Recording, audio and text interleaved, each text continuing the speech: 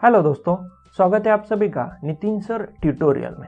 दोस्तों, हमने जो करियर ऑप्शन की सीरीज स्टार्ट की थी उसमें सबसे पहला हमारा करियर ऑप्शन था एरोस्पेस इंजीनियरिंग। आज हमारा दूसरा करियर ऑप्शन होगा वो होगा artificial intelligence and machine learning. सबसे पहले हम लोग आर्टिफिशियल की इंट्रोडक्शन जान लेते हैं, उसके बाद में उसके कोर्सेस, उसकी एलिजिबिलिटी, फीस स्ट्रक्चर, कॉलेजेस और कोर्स कंप्लीट करने के बाद आपकी जॉब प्रोफाइल क्या होगी, आपकी सैलरी कितनी होगी, ये सब चीज़ें हम लोग जान लेंगे।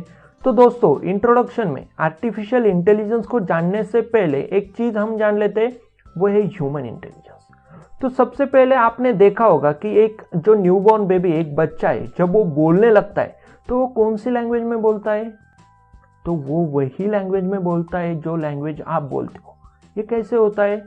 तो आप उसके साथ में जब बात करते हो तो आप अगर इंग्लिश में हमेशा बात करते रहोगे तो वो क्या करता है, वो इंग्लिश लैंग्वेज को सुनता है, उसके बारे में सीखता है और बाद में उसको एडप्ट करता है। यानी कि वो इंग्लिश लैंग्वेज को सुनता है, सीखता है और बाद में जब वो बोलने लगेगा तो वो इंग्लिश में बोलने लग जाता है।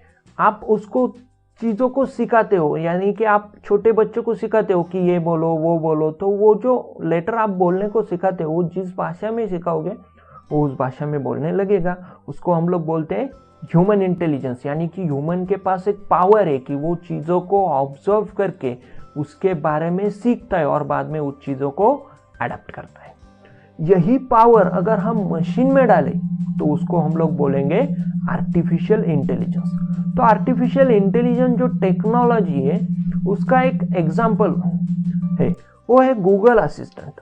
तो गूगल असिस्टेंट करके जो आपके स्मार्टफोन में फीचर है वो कैसे काम करता है? देखो, गूगल असिस्टेंट में अगर आप उसको स्मार्टफोन को ओके गूगल बोलोगे तो गूगल असिस्टेंट फीचर क्या होगा, स्टार्ट होगा।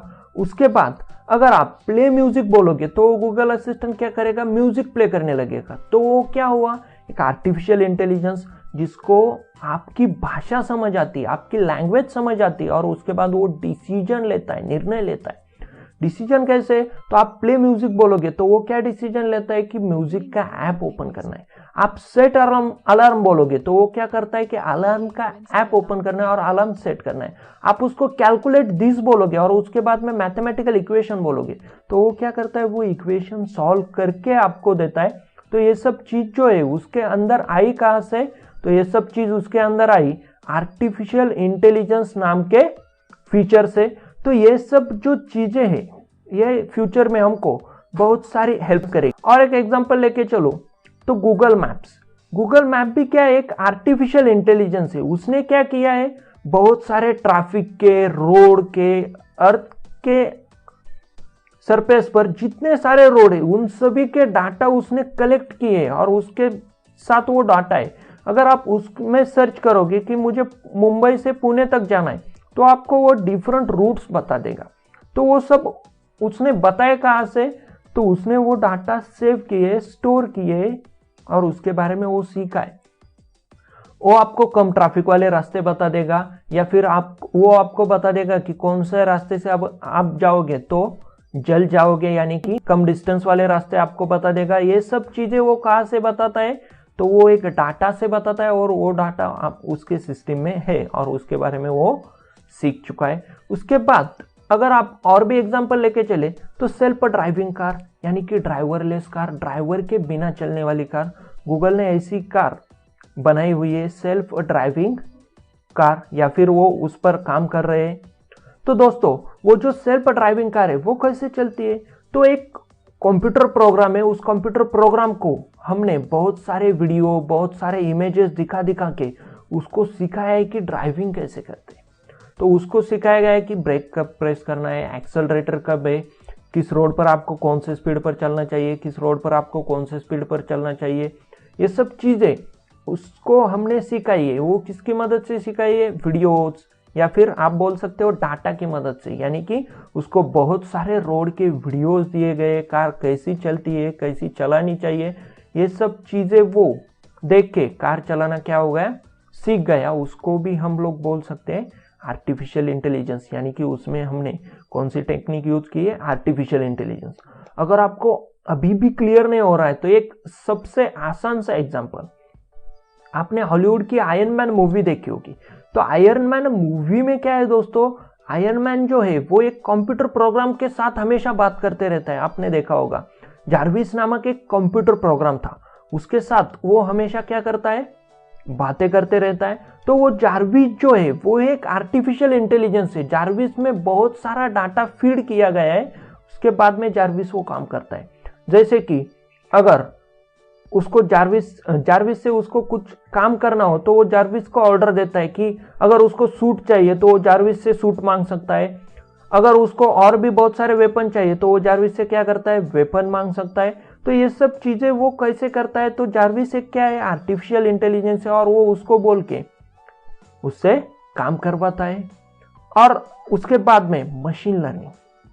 तो मशीन लर्निंग क्या है कि मशीन को हम लोग डाटा दे और मशीन उसके बारे में सीख ले, तो उसको हम लोग बोलते हैं मशीन लर्निंग। तो बेसिक डिफरेंस क्या है आर्टिफिशियल इंटेलिजेंस और मशीन लर्निंग। तो मशीन लर्निंग क्या है, लिमिटेड है। जैसे कि एग्जांपल मान के चलो कि वॉशिंग मशीन, तो वॉशिंग मशीन में हमने जो प्रोग्राम किया है ऑटोमेटिक वॉशिंग मशीन में, तो उसमें वो वॉशिंग मशीन क्या कर सकता है, सिर्फ कपड़े धोने का काम कर सकता है। वो वॉशिंग मशीन फर्श साफ कर सकता है क्या, नहीं। फर्श साफ करने के लिए हमको क्या लगेगी, अलग से मशीन लगेगी। तो ये जो लिमिटेड स्कोप है, यानी कि एक मशीन को एक ही काम सिखाया जाता है, उसको हम लोग बोलते हैं मशीन लर्निंग। आर्टिफिशियल इंटेलिजेंस में क्या होता है कि एक मशीन को बहुत सारे काम सिखाए जाते हैं, लेकिन काम सिखाने की जो प्रोसेस है उसको हम लोग बोलते हैं मशीन लर्निंग। जैसे कि हमने बॉलीवुड की रोबोट मूवी में देखा होगा कि वो रोबोट जो है वो बहुत सारे काम करता है। तो वो सब काम उसने कहाँ से सीखे, तो वो सब काम उसने डाटा लेके सीखे। वो डाटा उसने सब अपने मेमोरी के अंदर स्टोर करके रखा है और उसके बारे में वो सीखता जाता है। तो दोस्तों आई होप आपको आर्टिफिशियल इंटेलिजेंस और मशीन के बारे में बहुत सारी चीजें पता लग गई होगी। अब हम देखेंगे कि उनके colleges, eligibility, fees structure, salary, job profile, इन सब चीजों के बारे में देखेंगे। हमारा जो सबसे पहला कॉलेज है वो है Indian institute of technology Hyderabad. उसके लिए आपको IIT JEE एडवांस की एग्जाम देनी होगी और आपकी जो फीस होगी वो होगी 1.15 लाख फॉर कंप्लीट कोर्स। आप वहां पर बीटेक डिग्री प्रोग्राम कर सकते हो। उसके बाद दूसरा कॉलेज है चंडीगढ़ यूनिवर्सिटी चंडीगढ़। उसके लिए आपको यूनिवर्सिटी की एंट्रेंस एग्जाम देनी होगी और उसके साथ ही आपको 12th में फिजिक्स और मैथमेटिक्स कंपलसरी सब्जेक्ट होने के साथ एटलीस्ट 50% मार्क्स लाने होंगे और आपकी जो फीस होगी वो होगी 80,000 पर सेमेस्टर। उसके बाद आता है Indraprastha institute of information technology Delhi. उसके लिए आपको JEE या फिर JSE या फिर डायरेक्ट एडमिशन टेस्ट, इनमें से कोई भी एग्जाम आपने दी होगी तो चलेगा और आपको 12th में एग्रीगेट 80% मार्क्स लाने होंगे 5 subject including physics, chemistry and math. और मैथ में आपको मिनिमम 80% मार्क्स लाने होंगे 12th में। इनकी जो फीस है वो है 1.8 लाख पर सेमेस्टर। उसके बाद दोस्तों चौथा हमारा कॉलेज है Great Lakes International University, Sri City, Andhra Pradesh. उसमें अगर आप एडमिशन लेना चाहते हो तो आपको ग्लू टेस्ट दे सकते हो या फिर सैट स्कोर के बेसिस पर, या फिर JEE मेंस की एग्जाम क्वालिफाई करके आप वहां पर एडमिशन ले सकते हो। उसके लिए आपको 12th में मिनिमम 70% मार्क्स CBSE या फिर स्टेट बोर्ड या फिर ISSC बोर्ड में लाने होंगे और उनकी जो टोटल फीस है वो है 14.22 लाख फॉर फुल कोर्स। इसके बाद हमारा 5th कॉलेज है SRM institute of science and technology Chennai. उसके लिए आपको SRM JEE करके जो एग्जाम है वो देनी होगी या फिर आप JEE मेन एग्जाम को क्रैक करके भी वहां पर एडमिशन ले सकते हो। उसके लिए आपको 12th में कम से कम 50% मार्क्स लाने होंगे और फिजिक्स, केमिस्ट्री और मैथ, ये तीनों सब्जेक्ट आपको 12th में होने चाहिए। और उनकी जो टोटल फीस है वो है 10.10 लाख फॉर फुल कोर्स। तो चलिए दोस्तों वीडियो को ज्यादा लंबी न करते हुए मैं आपको सिर्फ 5 ही कॉलेज बता देता हूँ अगर आपको और भी बहुत सारे कॉलेजेस के बारे में जानकारी चाहिए तो आप मुझे नीचे कमेंट सेक्शन में पूछ सकते हो। उसके बाद आता है दोस्तों जॉब प्रोफाइल, यानी कि आपने एआई आर्किटेक्ट में एक कोर्स कर लिया या फिर एक ग्रेजुएशन डिग्री कर ली, तो उसके बाद आपकी जॉब का कौन कौन सी पोस्ट पर हो सकती है।